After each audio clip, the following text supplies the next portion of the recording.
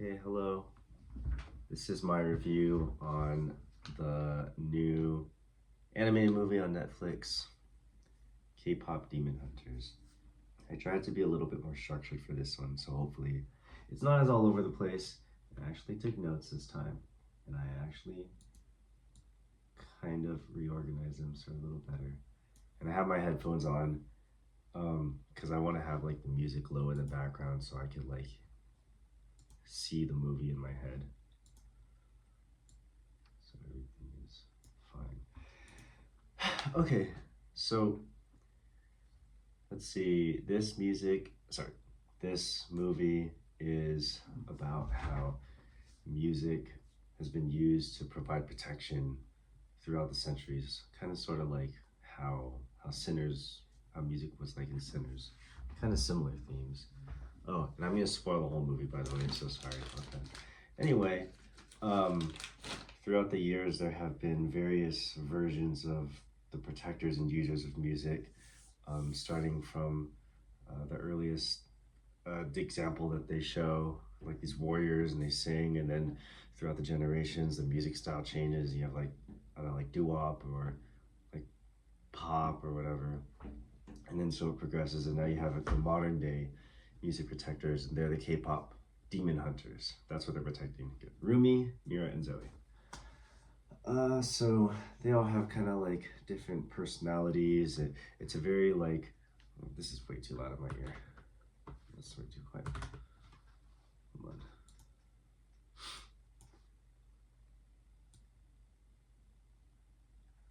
Okay, that's a little better.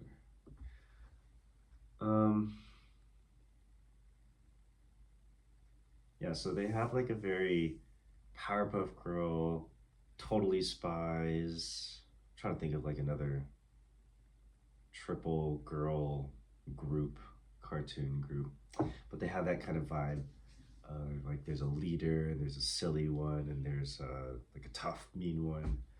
Um, and let's see. So it opens up, and they have like they're about to go on to a new world tour or something like that, and uh, there are starting to be these like uh, cracks in the Honmun. The Honmun is basically this barrier that protects the entire world, and they're stewards over the barrier to make sure that the demons don't come into the human world. And so the demons have been trying to get into the human world and steal souls for years and years and years, and they're always thwarted by the K-pop demon hunters. Um, and so yeah, so they're starting to see that there are like cracks in the Honmun barrier, um, and the demons keep on. I'm gonna pause this music. The demons keep on. I'm gonna take this off too. Does not help. The demons keep on losing to the demon hunters, so these new demons, oh no, new character demons come up, and they're like, oh, let's change up the game plan. We'll be a demon boy band, and so they basically go. It's sort of like it kind of softens the tone of the movie from not so serious demon hunters to fighting demons to, oh, now we're a boy band versus a girl band. It's a very kind of cool genre integration, and this group is called the Saja Boys.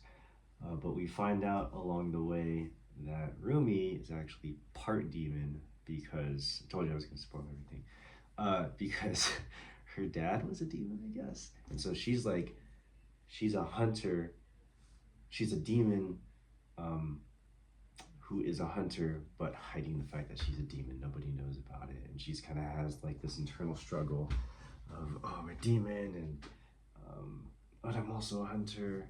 What am I supposed to do? She doesn't really know. She's kind of going. It's kind of like your typical coming of age story. You don't really know who you're discovering yourself, but like represented in the form of her struggling as a demon hunter demon.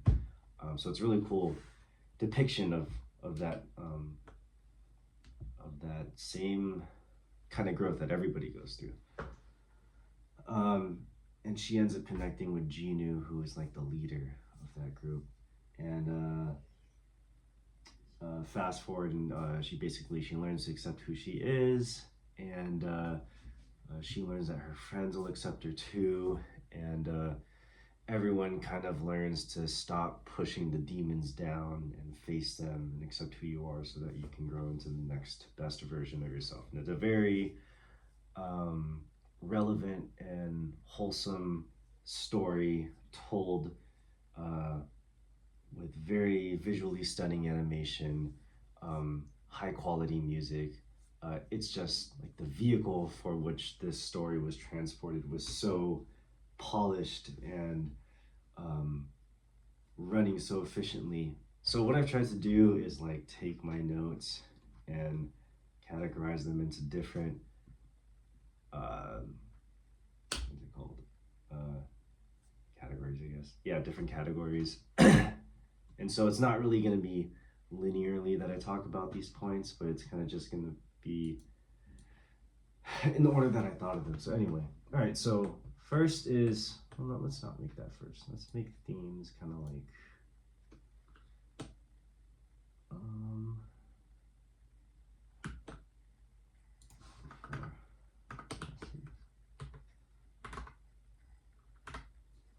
make lessons. Yeah, I don't know. I'm changing the order. Whatever.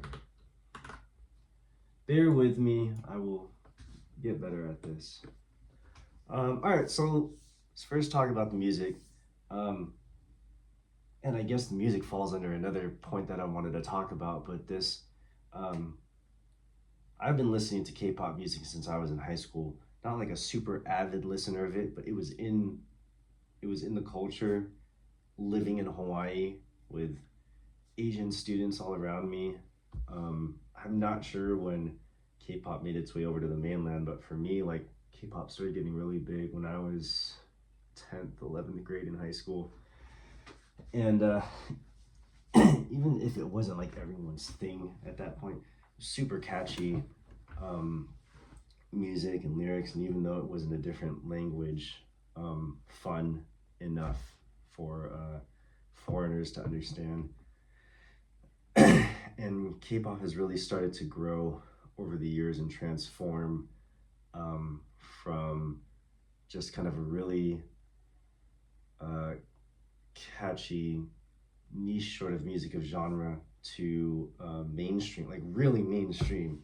And for me, I think BTS is what took K-pop to that next level, or at least that's when I started paying attention, because my wife is a big BTS fan, and all of her friends were big BTS friends, and so I kind of just default learned about all of this stuff through all of the content that she watched and would learn about. And what's really interesting is like once you get over the initial, just freaking boy band, like they are very talented, very hardworking, and they are very notorious in the world. Like they're huge, and they're getting even bigger. I sort of the way that I learned about BTS, I sort of think about it as like how in the MCU you have all of your you all have all of your standalone films, your Iron Man, Thor, whatever, and then Captain America, and the Avengers comes together. It's like, oh, they all came together. For me, I saw BTS as a group first. And so that's like watching the Avengers first. You see all the cast of characters brought together, and then they all split up by the time that I started learning about them. Or not split up, but like went to the military, because this is in Korea. You have to serve in the military for 2 years. And they all went in at different times, and they all came out at different times. So they all had these different solo careers, but it was out of necessity. It's not because like they had a split or they couldn't make their schedules work or whatever. They were really good together, but they just had to go serve. And when they split up, kind of got to hear the individual styles and what these guys brought to the table as just solo artists, and realized, man, it's not just the group that's good. Like the group is comprised of these singular, very talented individuals. And Yeah, so basically I've been kind of like learning about them backwards with the MCU, um, how the MCU introduced all its characters, and they're very good. Oh gosh, I haven't gotten to the first point. Okay, so the cool thing about the music. So yeah, anyway, the music. All that to say, K-pop music has really evolved to become top tier and expand into different sort of genres and um, like the girl music is not just like girly and girly pop. It's like really like very attitudey, and like very like I don't know. It's how do I describe it? And then the guy music, I actually don't know too much how the guy music artist sounded like back in the day. Um, I don't know. I can't think of any good examples of music right now. But um, music is a really really big part of K-pop culture. Um, and this movie, as I would listen to the songs in the movie, it felt like the movie was in service of the music, not the other way around.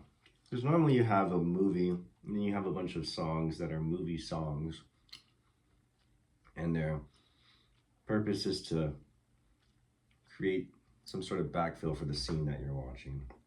But this felt like I was watching mini music videos of a soundtrack. And it was really smart because the movie and the music kind of promote each other. So you listen to the album if you haven't seen the movie. Oh, what's this song about? What is this movie? And then you watch the movie. I want to keep listening to the music all throughout the week. Yeah, so it wasn't just good music for a movie. It was just good music, period. Okay, so for example, there's the climactic song is called "This Is What It Sounds Like," and I'm just gonna read a few lyrics from this song. And at this point in the film, all of our characters are kind of like accepting, you know what, I have my faults and my flaws and whatever, but I'm accepting all of that, who I am, and this is part of me. And it's very like, it's a very good visualization of like that same thing that all people go through when they're growing up, like accepting who you are. There's some lyrics that stood out to me.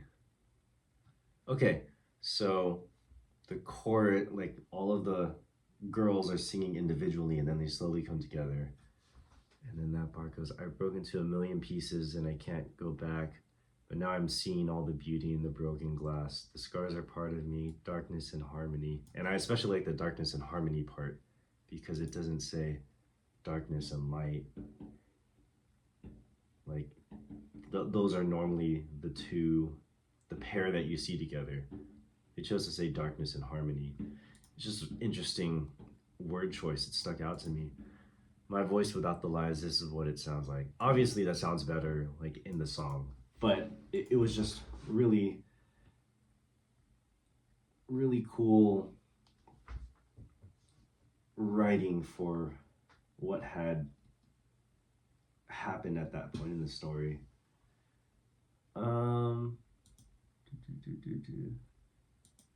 Okay, topic on cinematography, I guess. I don't know if it falls into that category necessarily. One interesting observation, I guess you could say, that my wife made was that in the scene where Rumi is walking down the runway at the final performance and she's singing at Genu, excuse me, and she's looking straight at him and like just focused on him. That scene is a lot like the finale in Pitch Perfect when Anna Kendrick is singing her song and she's walking down the aisle looking at that guy whatever the guy's name was. Um, that was a very cool scene where um, like the female character is taking initiative, because normally you see the guy taking initiative in these movies, and so it was cool seeing the flip-flop of that, and felt that same way that I felt in Pitch Perfect hearing that scene. So yeah, I thought that was a good observation. Animation, I didn't really think about what I wanted to say about it. I just wrote amazing because it was amazing. Sony Animation Pictures is really getting good with their animation and their animation style. I'm not an animator, so I'm not sure how to speak technically to what I'm seeing, but it just like it pops. It feels really interesting to look at. I'm very engaged when I look at it. Yeah, it was really, really good. Okay, the lore of Demon Hunters. I thought it was interesting how like the whole the whole relationship between humans and demons is the soul stealing, and demons only really interact with humans to take their soul. And it's so interesting how Genu was the first demon, I think, to give his soul back. So it was like kind of a hook into, oh, what does that mean for demons moving forward now that we know they can give their souls back?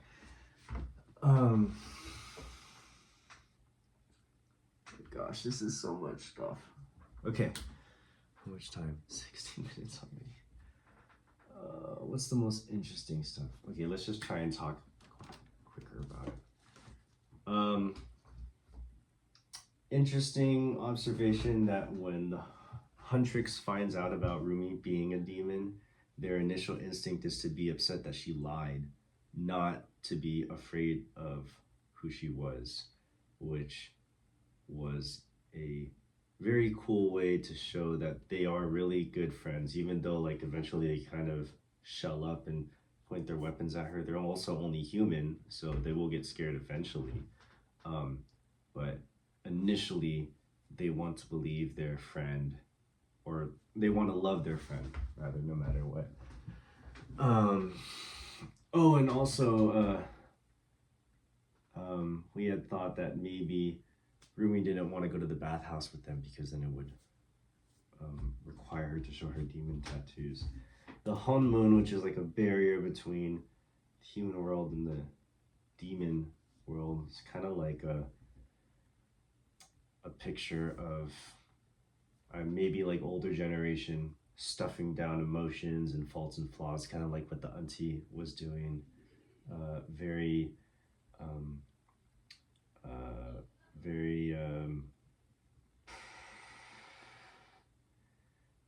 very heavy emphasis on don't face your flaws, stuff them down, people can't see, and like really hitting that home, like what that's like to hear. Lessons, rest, rejuvenation. Also, some lessons that I learned from the movie or were reinforced from the movie are we all have a voice to use, and if we hide who we truly are, then we start to lose that voice, because then you don't want to talk about it, so you just stop talking over time. Rest, rejuvenation, and self-reflection are key to healthy growth. Saw that in the spa days and the girl talk scenes. It was very important for them to reflect on what happened and rest. Otherwise, they wouldn't be able to move forward to the next scene. So, good writing on that lesson. We judge what we don't understand, but when we get to know someone, we find we have much in common. And I saw that in the tiger and the crow, where initially they are kind of scary looking and off-putting. You don't quite know how to feel about them. And then the more you see them, the more you get used to them. And then it gets to the point where you don't even think about that now. You're just wondering what's the hat for, and you find that, oh, the hat was made for the tiger, but the bird keeps stealing it, which is silly. And it's like, okay, now I'm not scared. Now I'm laughing at this. Um, which to me was like, obviously you judge what you don't understand at first, and then once you get to know it, you can start to look at other things. Um, and then there's a lot of um, storytelling with regards to Asian culture, K-pop, the expectations of being an Asian child, generational curses, um,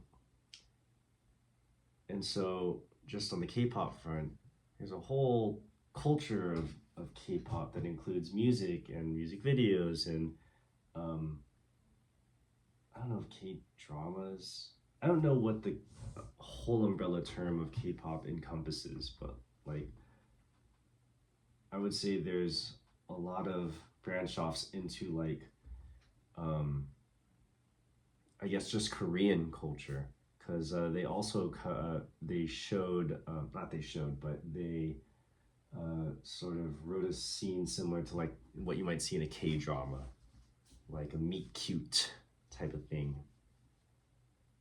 Uh, they did a really good job at showing how much hard work it is to be a K-pop person. Um, they worked really hard at their shows and they're tired, but it also shows how rewarding it is.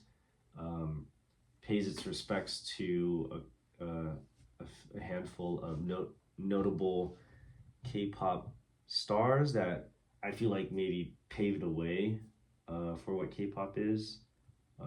Golden, I felt like, was a pretty apparent homage to Jungkook in his Golden album. And then Twice actually um, does a song in this movie, and they feature one of their songs.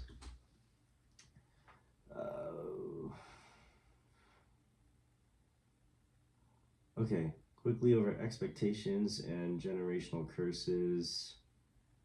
Um, demons is quite, or the demons are quite literally a symbol for shame and stuffing down your shame and putting it away and hiding it behind a barrier, i.e., the Honmun. And it would make sense that demons feel constantly because they are that physical manifestation of that shame. And then it's just never dealt with and it just lives forever in that world. And the breaking of the generational curses and, Rumi not wanting to be all of herself and struggling with not being able to get her family's love for all of herself was, I think, something that everybody struggles with, especially in the Asian culture.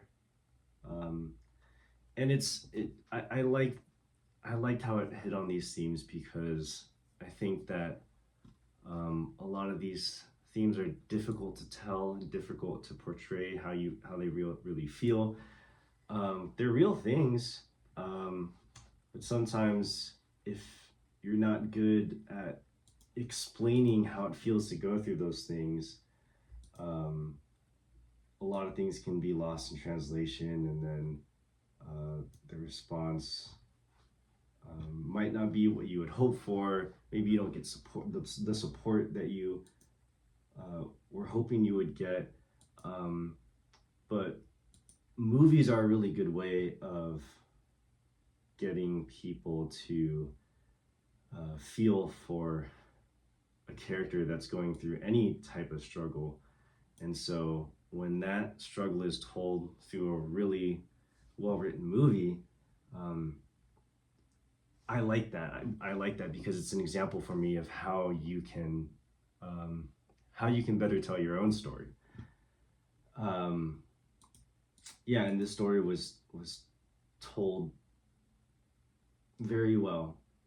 Did a really good job of showing how to like how to accept yourself and not feel silly about, oh, like I'm accepting myself. Like, oh, this character is accepting herself, and she's a really cool character, and look at what she did, and that's pretty cool. Like, you don't have to feel all like ugh about, oh, I'm accepting myself. It's an important thing to do. And then on themes, for me, good good writing comes from the strongest, most common themes that everyone can relate to.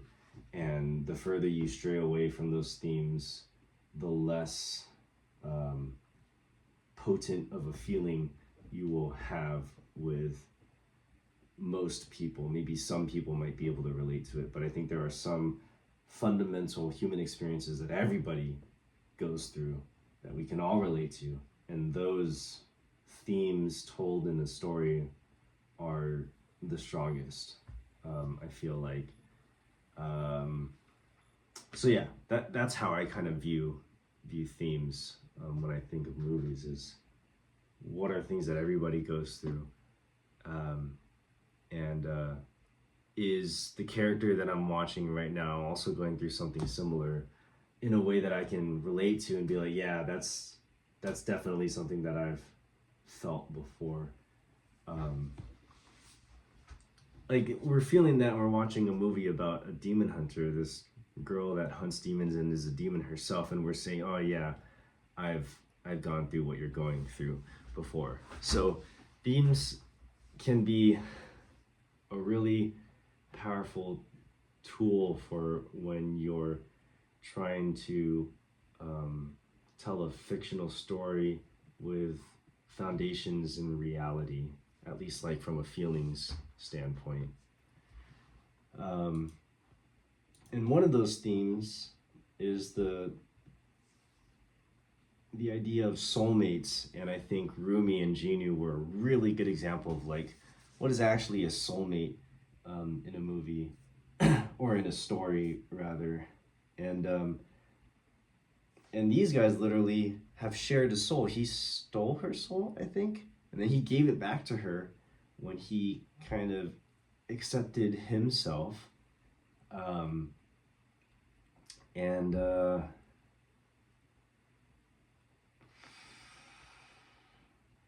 am I trying to say? Oh, okay. So I think most of the time it's really easy to make a love connection with two characters by basing it um, by basing sexual attraction as a primary motivator. Like, oh, I want to get with this person, or I want to kiss this person, or whatever. I thought it was super powerful how they never kiss in this movie, um, and you still feel like you're still like writing for these two, even though you're not really expecting them to be physically romantic with each other. It would be nice, but really you just see like these two as a fit. Like their souls resonate. They share souls. They have got like, um, I mean, soulmates is a commonly told theme in many movies, and it was really cool to see the way that this movie told it, and I thought it told it very well. And then the last theme um, that I that I saw or that I observed was the theme of closure and what closure actually means, and how a lot of people look for closure to mean that they're going to be happy in the end, they're going to live happily ever after.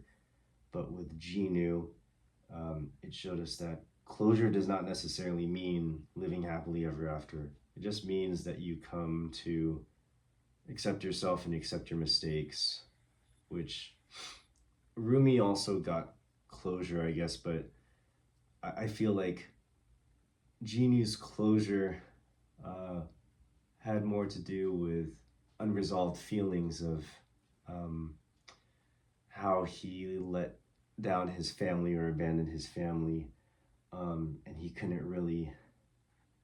accept that mistake, so he couldn't fully accept himself. Um, but by the end of the movie, he's sacrificing himself and accepting that he made a mistake, but that doesn't define him. Doesn't mean that he still can't do good, and he does the ultimate good by sacrificing himself for Rumi, um, showing that he did finally get closure on, he closed the loop on those feelings of having abandoned his family, and he was able to move on to the next good act, the next thing not for himself. When Guima, who's the demon like lord, said, oh, you haven't done a thing in the past 400 years that wasn't for himself, he finally did it. He sacrificed himself. So yeah, I know that was kind of a lot and maybe not as well structured as it could have been, but hopefully getting better. Maybe I'll start like actually editing these so there isn't so much choppiness and dead space, but I'm still kind of trying to get comfortable on it's really weird being on camera for this long of a period of time. So I'm still getting used to it, but anyway, hopefully that can be comprehended, and it's not too confusing to try to understand.